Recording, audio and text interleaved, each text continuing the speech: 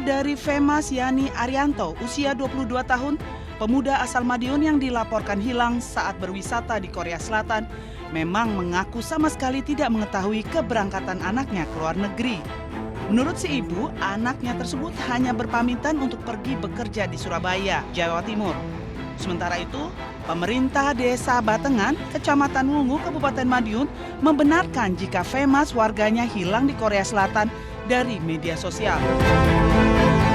Pak, itu diketahui hilang, pihak lurahan tahunya dari mana, Pak?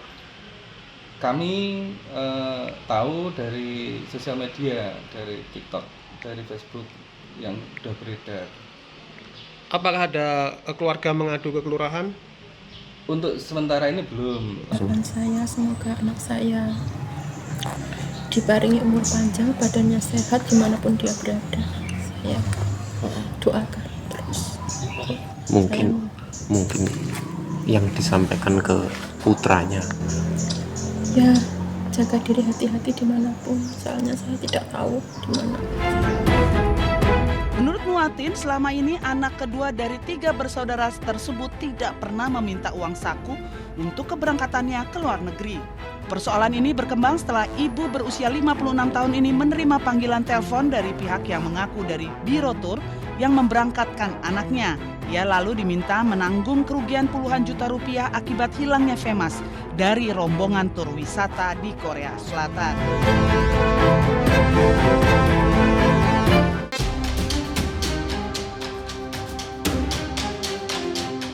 Kamera pengawas merekam saat pelaku pencurian motor membawa kabur motor plat merah milik takmir masjid di Kecamatan Magersari, Kota Mojokerto, Jawa Timur. Pelaku dengan mudah mencuri sepeda motor karena kunci masih menempel di sepeda motor. Pelaku berhasil ditangkap petugas Satreskrim Polres Mojokerto Kota saat berada di Kecamatan Prajurit Kulon, Kota Mojokerto. Pelaku merupakan residivis kasus pencurian yang telah 2 kali masuk lapas Mojokerto. Pelaku 4 kali mencuri di Kota Mojokerto. Motor hasil curian dijual pelaku melalui media sosial dengan harga 3 juta hingga 4 juta rupiah. Kosannya itu di wilayah Jetis dan dia berputar di seputaran wilayah Les Padang, Kecamatan Gedek, alun-alun Mojokerto, dan wilayah Mojopahit hingga Jalan Brawijaya untuk mencari sasaran kendaraan yang memang sepi.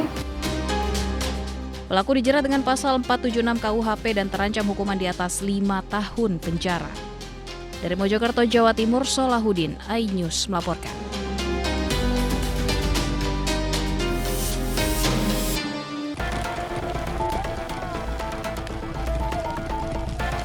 Kobaran api dengan cepat membakar lahan seluas 2 hektar di Kampung Babakan, Desa Munjul, Kabupaten Sukabumi, Jawa Barat.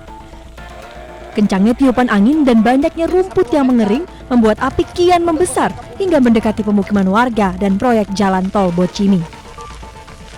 Petugas gabungan dari BPBD dan pemadam kebakaran diterjunkan ke lokasi untuk memadamkan api. Api padam 30 menit kemudian. Terkadang warga masyarakat itu yang akan berkebun gitu Pak, yang berkebun atau ada yang iseng atau ketidaksengajaan atau apapun itu. Jadi sehingga apinya tidak cukup terkendali kalau toh memang tidak dipadamkan. Tapi yang dikhawatirkan itu apinya yaitu yang tidak memang terkendali sehingga merambat atau mendekati ke pemukiman warga yang terdekat. Penanganan untuk sementara petugas damkar Cibadak kalau tidak salah sudah ke lokasi dan beberapa titik 1 dan 2 titik sudah bisa dipadamkan. Api diduga berasal dari aktivitas pembakaran untuk membuka lahan. Warga diimbau waspada dan tidak melakukan tindakan yang memicu terjadinya kebakaran hutan dan lahan.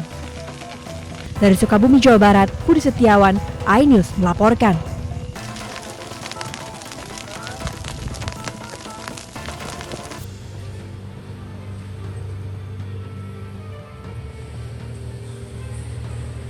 Tim anti rasuah Komisi Pemberantasan Korupsi atau KPK menyegel sejumlah ruangan di Pemkab Lombok Barat. KPK segel beberapa ruangan, diantaranya ruang kerja Bupati, Dinas PUPR PKP, dan pengadaan barang jasa Lombok Barat. PJ Sekda Lombok Barat menegaskan jika dirinya tidak mengetahui pasti terkait penyegelan tersebut, namun masih sempat bertemu dengan Bupati saat nobar final Piala Dunia. Kan enggak kita lihat tahunya bahwa sampai di kantor ada ruangan yang disegel gitu. Karena sampai saat ini kan belum ada rilis resmi itu persoalan. Nah ini belum kita tahu dari tadi kami di kantor dan belum ada informasi secara resmi ke kami. Sejak tadi pagi Pak Bupati tidak ada di kantor? Kalau di kantor nggak ada, tapi sempat nonton bola bareng sampai subuh. Kendati dilakukan penyegelan oleh KPK, aktivitas pemerintahan di Kabupaten Lombok Barat masih terpantau normal. Dari Lombok Barat, Muzakir, iNews melaporkan.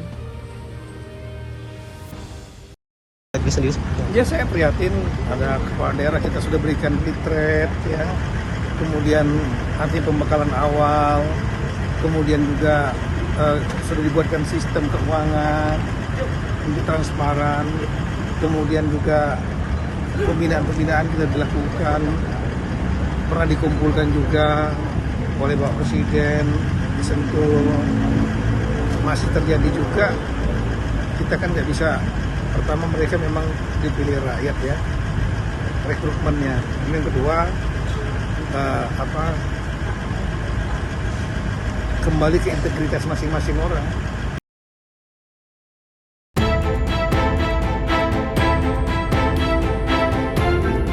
Ibunda dari Femas Yani Arianto, usia 22 tahun, pemuda asal Madiun yang dilaporkan hilang saat berwisata di Korea Selatan, memang mengaku sama sekali tidak mengetahui keberangkatan anaknya ke luar negeri.